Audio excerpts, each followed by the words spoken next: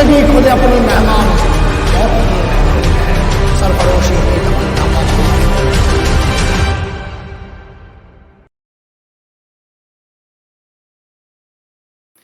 Hello dear students, मैं Saurabh Dwivedi seal defence academy से।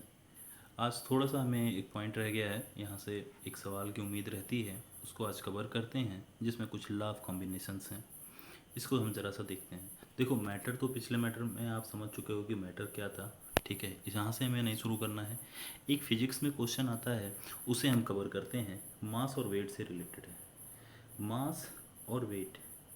कई बच्चे सोचते हैं कि यार मेरा मास इतना है, मेरा वेट इतना है। तो मास और वेट दोनों अलग चीज़ें हैं। उसे आप सिंपल लैंग्वेज में ये समझिए कि मास हर जगह कांस्टेंट होती है। जैसे मैंने कह दिया कि भैया तुम्हारा मास जो है वो 60 है, ठीक है। तो और तुम्हारा जो वेट होता है वो जब भी देखोगे डब्ल्यू इक्वल टू क्या होता है, एम जी, यानी मास इंटू ग्रेविटेशनल एक्सीलरेशन। यानी जो वेट होता है वो एक तरह का फोर्स है जो हम ग्रेविटेशनल मतलब मास इंटू ग्रेविटेशन से उसको निकालते हैं। तो ये जो वेट होता है ये वेरी करता है हर जगह पे। जैसे अभी आपका वेट मान लीजिए यहाँ पे है 60 kg है, तो आप जब कभी मार्स पे चले जाएंगे या मून पे चले गए तो आपका वेट कम हो जाएगा, क्योंकि वहाँ पे जी की वैल्यू कम है। क्योंकि अभी जो 60 आया है that is not your exact mass, it is a weight, ठीक है।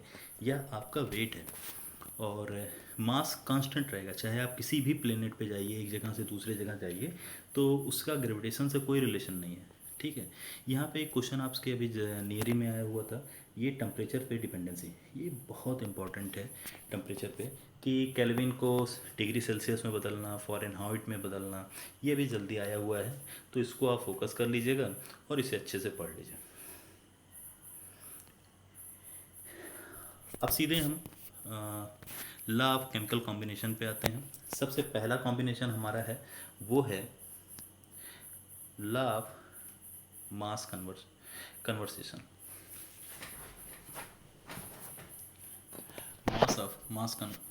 लॉ ऑफ मास कन्वर्सेशन, ये कन्वर्जन, ये लेवोसियर साहब ने दिया था, याद रखना इस चीज़ को। दूसरी बात, इन्होंने कहा कि कोई भी चीज़ हो, मास ना तो आप क्रिएट कर सकते हो ना ही डिस्ट्रॉय कर सकते हो। ये एक फॉर्म से दूसरे फॉर्म में चेंज हो सकती है, बस।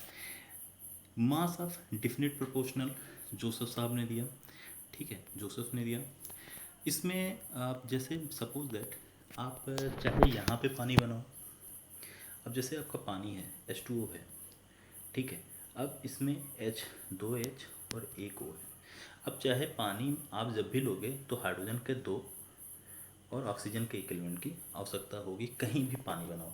तो पानी फॉर्म करने के लिए H2O ही होगा, मतलब हाइड्रोजन दो चाहिए, ऑक्सीजन एक चाहिए। यानी वाटर में हाइड्रोजन और ऑक्सीजन का जो रेशियो है वो क्या है, डिफिनिट है, फिक्स है, हमेशा और हमेशा इसी फॉर्म में होगा। लॉ ऑफ मल्टीपल प्रोपोर्शनल, ये बच्चे को समझ में नहीं आता है, इसी को आज हमें अच्छे से समझना है। डाल्टन साहब दिए थे। देखो होता क्या है, जब दो एलिमेंट एक, दो या दो से ज़्यादा कंपाउंड का फॉर्म करते हैं, तो होता क्या है उसमें जो मासेस होते हैं एक एलिमेंट का, वो एक दूसरे में बड़ा फिक्स रेशियो होता है। देखो मैं वही बात बोल रहा हूँ, इसको ज़रा सिंपली समझ लो। जैसे कार्बन मोनोऑक्साइड है, कार्बन डाइऑक्साइड है, ठीक है। अब यहाँ कार्बन मोनोऑक्साइड में ऑक्सीजन 16, एटॉमिक मास 16। यहाँ पे कितना भैया, 32। इसका एक ले लो, इसका एक ले लो। तो ये अब जरा सा एक तरह से देखो, यहाँ से ऑक्सीजन क्या हुआ, दो गुना हो गया। अब यहीं पे कैल्शियम कार्बोनेट ले लो, ऑक्सीजन क्या हो गया, तीन गुना हो गया।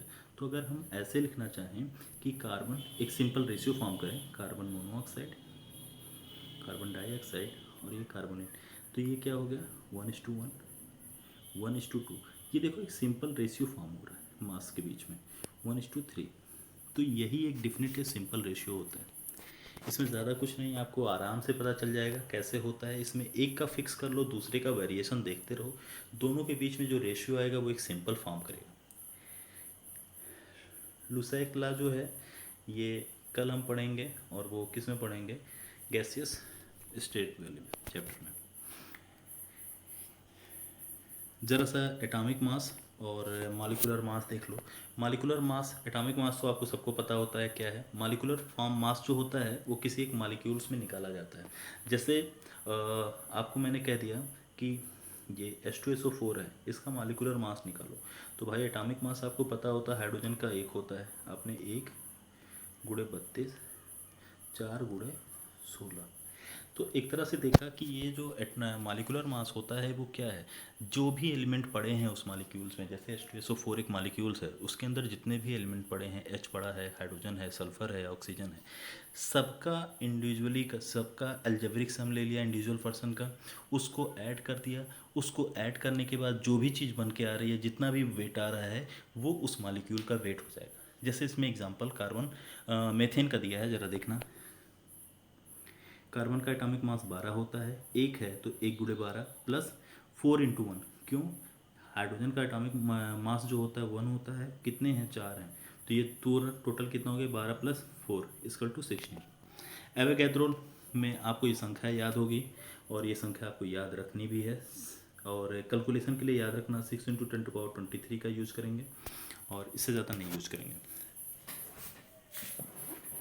मोलर मास से कंफ्यूज मत हो, ठीक है।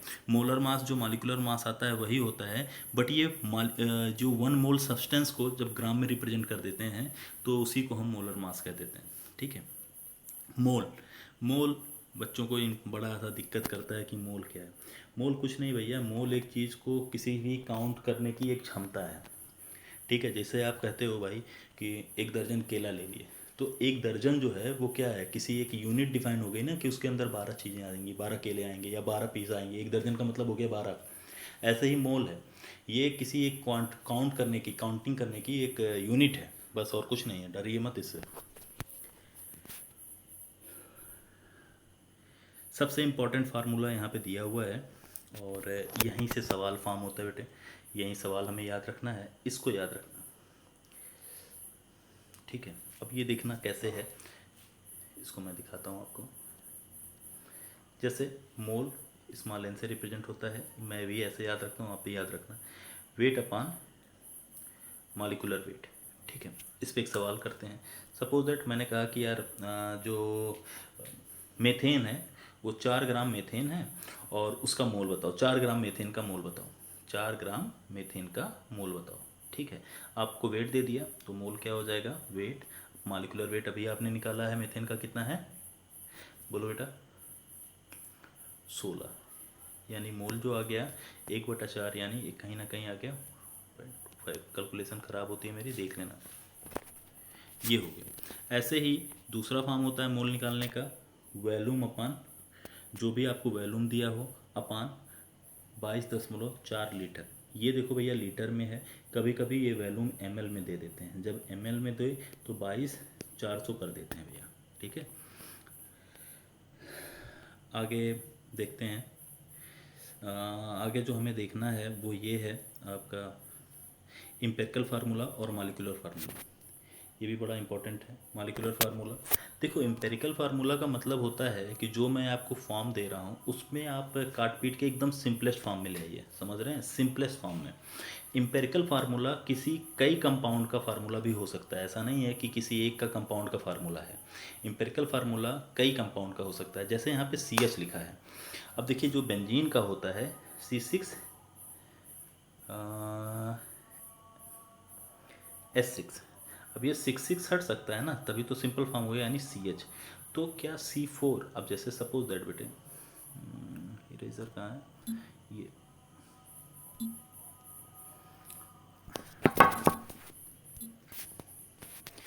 इरेजर देखना, एक बार देखना यार, सॉरी। इम्पेरिकल फार्मूला आप समझ गए, सिंपल। ये एक इम्पेरिकल फार्मूला कई कंपाउंड का हो सकता है। जैसे भी CH देखा, अब मान लो C4H4 है, इसको भी 4 से काट दिया, इसको भी 4 से काट दिया, इसका भी H आ गया, यानी CH जो है वो बेंजीन का भी हो सकता है और C4H4 का भी हो सकता है, ऐसा है। लेकिन जो मॉलिक्यूलर फार्मूला होता है उसमें क्या करते हैं, एग्जैक्ट नंबर को रिप्रेजेंट करते हैं कि भैया बेंजीन में कितने कार्बन हैं, कितने हाइड्रोजन हैं, एग्जैक्ट नंबर बताओ, सिंपल फॉर्म ना बताइए उसका, ठीक है। और एम्पेरिकल फार्मूला और इसका एक रिलेशन होता है, एम्पिरिकल फार्मूला जो होता है मॉलिक्यूलर फार्मूला, जाहिर सी बात है मॉलिक्यूलर फार्मूले में नंबर्स ज़्यादा होंगे, तो जब मॉलिक्यूलर फार्मूला लिखोगे n इंटू एम्पिरिकल फार्मूला होता है। n वही नंबर्स होते हैं कि कितने मॉलिक्यूल्स किसका क्या प्रेजेंट है, ठीक है।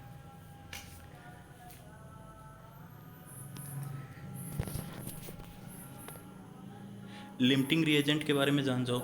जब भी कोई रिएक्शन होती है तो उसमें क्या होता है ना भाई कि उसमें कुछ सब्सटेंस ऐसे होते हैं जो डिसाइड करते हैं कि भाई मैं ही डिसाइड करूँगा कि प्रोडक्ट कितना बना है। जैसे मान लीजिए आपके पास 2 लीटर दूध है, ठीक है, लेकिन चीनी 2 ही चम्मच है। अब 2 लीटर दूध से तो हो सकता है 20 कप चाय बना लेते, लेकिन अब चाय बनाना किस पे निर्भर है? चीनी पे निर्भर है, क्योंकि उसका अमाउंट कम है। जिसका अमाउंट कम होता है वही लिमिटिंग एजेंट होता है। मतलब वो जाहिर सी बात है, चीनी यार दूध और चाय जो है वो दूध और चीनी दोनों से मिलके बननी है, तो जितनी चीनी होगी उतना ही तो चाय बना पाओगे। तो चाय बनाने के लिए अब इस समय क्या लिमिटिंग एजेंट है? वो आपका क्या नाम है इसका, चीनी है। अब यहाँ पे ज़रा देखना, जैसे मान लो अमोनिया फॉर्म करने जा रहे हैं बेटा हम, ठीक है, अमोनिया फॉर्म करने जा रहे हैं। अब देखो, एक मॉलिक्यूल नाइट्रोजन जब 3 हाइड्रोजन से रिएक्ट करेगा तो ये 2 मॉलिक्यूल अमोनिया बनाएगा। अब एक चीज़ बताओ, कहीं ना कहीं लिमिट जो है यही डिसाइड कर रहा है ना। अब ये 3 लेके क्या करेंगे? जब तक ये 2 नहीं होगा या 4 नहीं होगा तो आगे नहीं बढ़ेगा। लिमिटिंग एजेंट सिंपल भाषा में इतना याद रखना, वो जो कम अमाउंट में होता है और वही कहीं ना कहीं प्रोडक्ट को डिसाइड करता है। ये छोटी सी बातें हैं मास परसेंटेज की, ठीक है। और मास परसेंटेज हो गया mass of salute in gram upon mass of solution in gram into 100। Parts पर मिलियन पीपीएम जो होता है 10⁶ से रिप्रेजेंट करते हैं। ये भी एक तरह से किसी भी सब्सटेंस के तौलने, वो क्या कहते हैं उसको, मेजरमेंट का तरीका है। मोलरिटी, मोलेलिटी, ये मैं 2 चीज़ें आपको बताऊंगा। और मोल फ्रैक्शन। मोलरिटी और मोलेलिटी में बहुत अंतर है, याद रखिएगा इस चीज़ को। कहते हैं मोलरिटी को ज़रा सा गौर कर लो, number of moles solute dissolve in 1 litre solution, ठीक, ये याद रखिएगा। और मोलेलिटी को ज़रा देखो, मोलेलिटी को ज़रा देखो, number of moles solute dissolve in 100 gram solvent, यानी सॉल्यूशन का कहीं नाम ही नहीं है, ठीक है। मोलरिटी क्या होती है?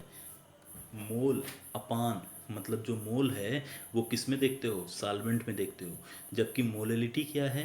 वो सॉरी मोलरिटी जो है वो आप किस में देखते हो? सॉल्यूशन में। और जो मोलेलिटी है वो किस में देखते हो? सॉल्वेंट में। दोनों में एक सवाल पूछा जाता है कि दोनों में टेम्परेचर पे डिपेंड कौन करता है। तो देखो भाई, मैं एक चीज़ बता दूँ, सिंपल सी बात, जिस बंदे के फार्मूले में वैल्यूम आएगा, वैल्यूम आएगा, याद रखना वैल्यूम, वो जो होगा वो टेम्परेचर डिपेंडेंट क्वांटिटी होती है। और जिसके अंदर वैल्यूम नहीं आता है वो टेम्परेचर इंडिपेंडेंट होता है, ठीक है। अब देखो, वैल्यूम इन सोल्यूशन बात हुआ है, और ये क्या है? मास इन सॉल्वेंट, मतलब मास पे डिपेंड कर रहा है सॉल्वेंट के। मोलेलिटी तो वैल्यूम तो आया नहीं, तो मोलेलिटी जो होती है वो टेम्परेचर इंडिपेंडेंट क्वांटिटी होती है, और जो मोलरिटी होती है वो टेम्परेचर डिपेंडेंट होती है। प्योर वाटर का मोलरिटी याद रखिएगा, ये सवाल डायरेक्ट पूछा जाता है। मोल फ्रैक्शन सिंपल सी बात है, कितना है कितने में है। जैसे मान लो 2 कंपाउंड आपके पास हैं, ठीक है, दोनों का मोल है, मान लो ये फलाने वो ढमाके हैं, ठीक है, x1 और x2 दिया गया है, ठीक है। तो होता क्या है कि पहले हम x1 और x2 में जो आपके मोल जिसके जिसके हैं, ठीक है, उनके मोल फ्रैक्शन अगर निकालना है कितना है, तो वो कंपाउंड में पहले उनका मोल अपान टोटल मोल, कितना है कितने में है, सिंपल सी भाषा याद रख लो, कितना है। मान लो ए का अमाउंट कितना है, मान लो n1 है, कितने में है, तो टोटल वैल्यू में, यानी n1 प्लस n2 में। अब आ जाओ x2 पे, कितना है, n2 है, कितने में है, n1 प्लस n2 में है। जब भी आप मोल फ्रैक्शन दो किसी एक सोल्यूशन का निकालते हो तो वो हमेशा और हमेशा इक्वल टू 1 आती है। थैंक यू, जय हिंद। सील डिफेंस एकेडमी को सब्सक्राइब करो, ठीक है, लाइक करो।